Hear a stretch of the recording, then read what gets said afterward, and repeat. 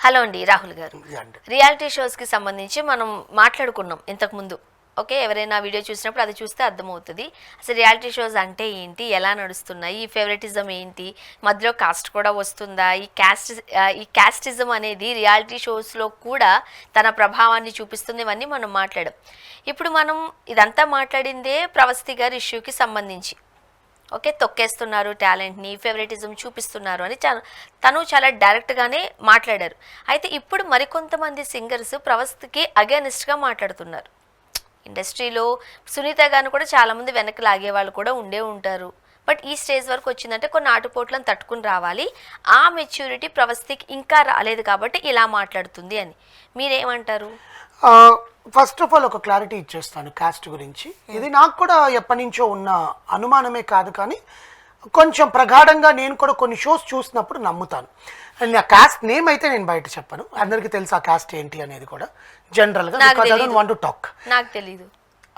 కొంతమంది అంటే కొన్ని వర్గాలకు చెందిన వాళ్ళు ఒకప్పుడు, ఇప్పుడు కాదు పాత కాలంలో ఆ కుటుంబం నుంచి సంగీతం నేర్చుకునే వాళ్ళు ఎక్కువ.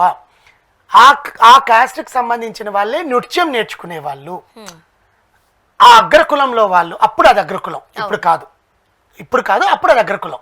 ఆ అగ్రకులంలో వాళ్ళే డాన్స్ నేర్చుకునే వాళ్ళు, ఆ అగ్రకులంలో వాళ్ళే సంగీతం నేర్చుకునే వాళ్ళు. వాళ్ళకి అంత నాలెడ్జ్ ఉంటుంది, వాళ్ళకే ఆ టాలెంట్ ఉంటుంది అని.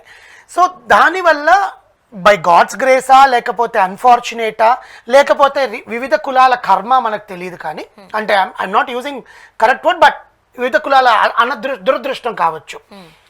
ఏ కాంపిటీషన్లో అయినా సరే ఆ అగ్రకులం చెందిన వాళ్ళే విన్నర్లుగా నిలుస్తూ వచ్చారు ఒక కాలం వరకు. అవునా? యా, మీరు ఏ షో అయినా చూడండి, Telugu especially, I'm not talking about other language, తెలుగులో.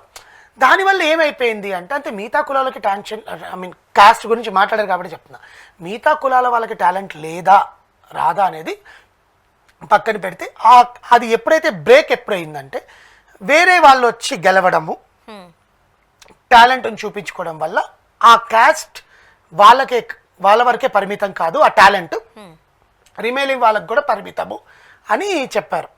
కానీ ముఖ్యంగా ఆ సంగీతము, ఆ హావభావాలు అవన్నీ నేర్చుకునేవి ఇవన్నీ కూడా వాళ్ళకే ఉంటుంది కదా అన్న ఒక అపోహలో కొంతమంది ఉండేవాళ్ళు అప్పుడు. ఎప్పుడైతే అది బ్రేక్ అయ్యి వేరే వాళ్ళు వచ్చి గెలిచి అన్ని చేస్తున్నప్పుడు అన్ని వర్గాల వాళ్ళు వచ్చి పాడడం జరుగుతుంది. కానీ ఎవరైతే మందబుద్ధి గల వాళ్ళు ఉంటారో వాళ్ళ కాబట్టే, ఆ జడ్జి కూడా వాళ్ళు కాబట్టే వాళ్ళకే ఇస్తాడు మాకు ఇవ్వలేదు అన్న డిప్రెషన్కి వెళ్ళిపోతారు. బట్ జడ్జి సీట్లో కూర్చున్నప్పుడు దానికి న్యాయం చేయాలి. అది ఇప్పుడు ఈ కాలంలో ఏ రియాలిటీ షోస్లో న్యాయం జరగట్ల. I'm telling very openly. Okay, ఎందుకంటే ఆల్రెడీ డిసైడ్ అయిపోయి ఉంటారు, కంటెస్టెంట్స్కి కూడా తెలుసు. ఫార్మాట్కి వెళ్ళేటప్పుడు అమ్మ ఈ షోలో మిమ్మల్ని ఇన్ని ఎపిసోడ్లు ఉంచుతాము అనేది మీ మీద డిపెండ్ అయి ఉంటుంది. ఫర్ ఎగ్జాంపుల్, ఈ ఎపిసోడ్లో మీరు బాగా పాడలేదు, మీకన్నా ఎక్కువ పాడారు అంటే మీకు ఇంకో 2-3 ఎపిసోడ్స్ వరకు ఛాన్స్ ఉంటుంది, దాంట్లో మీరు ప్రూవ్ చేసుకోకపోతే మీరు అవుట్ అయిపోతారని ముందే చెప్పేస్తారు. దాంట్లో పిల్లల్లో భయం పెరిగిపోతుంది. అర్థమైందా? షో ఫార్మాట్ ప్రకారం ఇన్ని ఎపిసోడ్లు తీయాలి కాబట్టి ఇన్ని ఎపిసోడ్లో ఎంతమంది ఎలిమినేట్ అవ్వాలి, లాస్ట్ 5 మెంబర్స్ ఉండాలి. ఆ 5లో ఒకరు గెలుస్తారు, 5 or 4, అది ఏ షో అయినా కానివ్వండి.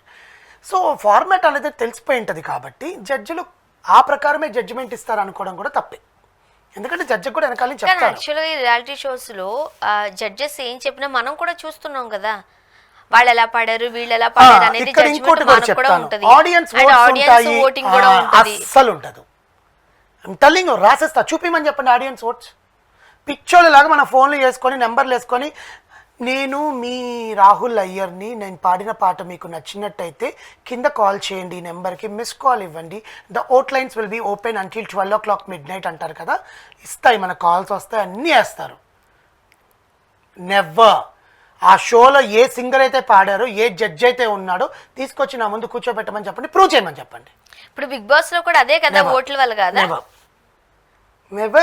కౌశల్ ఆర్మీ ఎట్లా వచ్చింది? ఆడియన్స్ నుంచి కదా. పల్లవి ప్రశాంత్ని ఎట్లా గెలిచాడు? మీరు అడిగిన దానికి రియాక్స్ క్వశ్చన్. వాళ్ళు కూడా ఎలా గెలిచారు చెప్పండి. గెలిపించకపోతే తగలెట్టేస్తాం అన్నారు. ఎవరు? స్టూడియోని ఉండేవాళ్ళు, ఆయన ఫ్యాన్స్ బయట.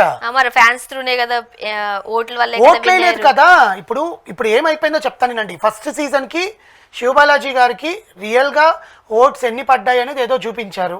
కౌశల్కి నాని గారు కూడా కౌశల్కి ఇన్ని ఓట్స్ వచ్చాయి, గీతామాధురికి రాలేదు అన్నారు. బట్ అక్కడ గీతామాధురి విన్నర్. నేను మళ్ళీ చెప్తున్నాను ఇదే విషయం, చాలాసార్లు చెప్పాను. నాని 2 చేతులు పట్టుకొని విన్నర్ ఎవరో స్క్రీన్ మీద చూడండి అని చెప్పాడు, గీతామాధురి చేయి పైకి లేపాడు. విన్నర్ చేయి పైకి లేపలా, విన్నర్ ఎవరు అక్కడ చూడండి అన్నాడు. అవును, మీరు చూడండి బిగ్ బాస్ 2 హాట్‌స్టార్లో ఉంది, చూడండి వెళ్ళి. గీతామాధురి విన్నర్, కౌశల్ కానే కాదు. ఓటింగ్ వేయించారు, ఓట్లు పడ్డాయి అంటున్నారు కాబట్టి నేను చెప్తున్నాను, ఇట్ మైట్ బి మనం అంటారు కదా మ్యాచ్ ఫిక్సింగ్ ఏమో అంటారుగా, అలాంటిది. 3rd సీజన్ నుంచి ఏమైపోయిందంటే సోషల్ మీడియాలో ఇన్ఫ్లుయెన్సర్లు కొంతమంది దీని రివ్యూస్ చెప్పడం స్టార్ట్ చేశారు. జడ్జిమెంట్ చెప్పే నాగార్జున గారికి కానీ వెనకాల ఉండే టీంకి కానీ బయట పల్స్ ఎలా ఉందని పిఆర్స్ ఉంటారు. ఆ పిఆర్స్ దగ్గర కనుక్కుంటారు బయట పల్స్ ఎవరికి ఉంది, ఎవరికి హైప్ ఉంది, ఎవరిని చెడ్డగా చూస్తున్నారు, ఎందుకంటే 24 గంటలు వాళ్ళని అబ్జర్వ్ చేసేంత ఓపిక ఎవరికి ఉండదండి. I'm telling you. కెమెరాలు రన్ అవుతూనే ఉంటాయి, 24 hours ఎవరికి ఉండదు. సో దీనికంటూ వాళ్ళని కొంతమంది ఉద్యోగులు షిఫ్ట్ లాగా పెట్టుకుంటారు. టెల్లింగ్ యూ, షిఫ్ట్ లాగా పెట్టుకుంటారు. ఆ షిఫ్ట్లలో వీళ్ళు ఆ 24 hours వాళ్ళ వర్క్ అదే. 9 hours ఒక షిఫ్ట్, 9 hours ఒక షిఫ్ట్, ఇంకో లేకపోతే 8 hours, 8 3s, ముగ్గురు షిఫ్ట్లలో ఉండి డీటెయిల్స్ నోట్ వాళ్ళ పని అదే. ఆ 3 నెలలు వాళ్ళ జీతం అంతే, వాళ్ళ జీతం ఇంత ఇస్తారు, ఆ ఫుడ్ గిడ్ అంతా వీళ్ళే ప్రొవైడ్ చేస్తూ. ఇంకొక టీం ఉంటుంది వెనకాల. బయట ఆడియన్స్లో ఇప్పుడు 9 మంది ఉన్నారు, 9 మందిలో ఆ 9 మంది ఎవరిని ఎక్కువ లైక్ చేస్తారు. ఇప్పుడు నేను ఒకరిని లైక్ చేస్తా, మీరు ఒకరిని లైక్ చేస్తారు. ఎక్కువ శాతం ఎవరిని ద్వేషిస్తున్నారు అనే దాన్ని బట్టి డెలిమినేషన్ ఉంటుంది. That is what the reality show. ఓట్లు పడ్డాయి. ఇప్పుడు నేను స్వర్ణ గారికి అసలు 1000 ఓట్లు వేసేసాను, కానీ స్వర్ణ ఎలిమినేట్ అయిపోయిందంటే, ఒరే బాబు స్వర్ణకి నువ్వు 1000 వేసినా 10,000 వేసినా స్వర్ణ ఎలిమినేషనే. ఎందుకంటే స్వర్ణను తిట్టుకునే వాళ్ళు బోల్డ్ మంది ఉన్నారు. అమ్మాయి ఆ షోలో ఉంటే టీఆర్పీ పెరగదు. అంటే తిట్టుకునే వాళ్ళు ఉన్నారంటే అది ఆడియన్స్ పల్స్ మీద డిసైడ్ చేస్తున్నట్టే కదా. ఆడియన్స్ ఓట్లు వేయరు, ఆడియన్స్ పల్స్ ని కనుక్కొని చెప్తారు. ఇక్కడ ఓటింగ్ సిస్టమ్ ఉండదు. బయట ఆడియన్స్ సోషల్ మీడియాలో సిస్టమ్ ఉండింది, బట్ దాన్ని కన్సిడర్ చేయరు అంటున్నారు. అది that is what they don't consider. ఓట్లు వేయండి, మీ ఫేవరెట్ కంటెస్టెంట్ ని గెలిపించుకోండి, ఇన్ని రోజు ఏమి ఉండవు. మనం పిచ్చోళ్ళలాగా హాట్‌స్టార్ లో ఎట్లా నొక్కుతుంటాం. కానీ ఇప్పుడు ప్రవస్తి గారి ఇష్యూ ఏం చెప్తారు? ఇది ప్రవస్తి గారి ఇష్యూ విషయంలో ఏమైందంటే, నిన్న కూడా నేను మాట్లాడాను, మళ్ళీ చెప్తున్నాను. ఆ అమ్మాయి నేను ఎలిమినేట్ అవ్వక ముందు కూడా నాకు జరుగుతున్న అన్యాయం అంతా నేను మాట్లాడాను. సింగర్స్ కూడా ప్రవస్తినే అదే చెప్తున్నా, నేను మాట్లాడే దాని గురించి అంతా ట్రై చేశాను. కానీ సింగర్లు నా మీద మళ్ళీ ద్వేషం చూపిస్తున్నారు. ఎవరెవరు మాట్లాడారు కూడా చెప్తా. కీరవాణి గారు మాట్లాడారు. సరే, కీరవాణి గారి గురించి హారిక నారాయణ మాట్లాడింది, లిప్సికా భాష్యం మాట్లాడింది, హరిణి ఇవుటూరి మాట్లాడారు, మాలవిక మాట్లాడింది, ఇంతమంది మాట్లాడారు. మాలవిక ఏం చెప్పింది అంటే, వదిలే జరిగింది, నీ గొంతుకు మంచిది, నీ టాలెంట్ని నిరూపించుకో, సంగీతాన్ని వదలద్దు. 5 ఏళ్ల నుంచి సంగీతంలో ఉన్నావు కదమ్మా, సంగీతంలో నువ్వు సాధించు.